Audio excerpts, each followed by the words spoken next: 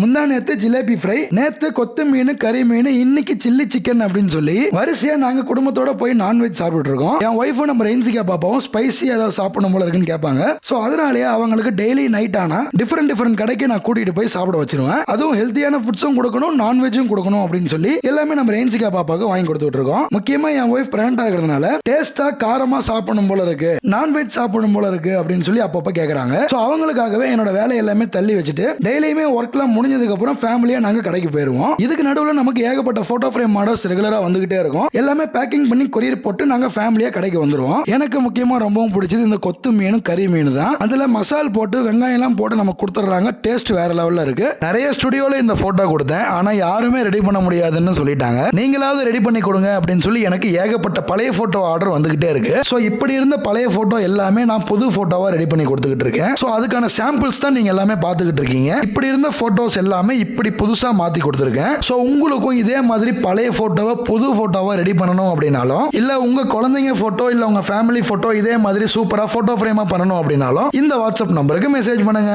இந்த வாட்ஸ்அப் நம்பருக்கு மெசேஜ் பண்ணீங்கன்னா நீங்க அனுப்புற போட்டோவை போட்டோ ஃப்ரேமா ரெடி பண்ணி உங்க அட்ரஸ்க்கே கொரியர் போட்டுருவோம். சோ உடனே இந்த வாட்ஸ்அப் நம்பருக்கு மெசேஜ் பண்ணுங்க, உங்க ஆர்டர் பிளேஸ் பண்ணுங்க.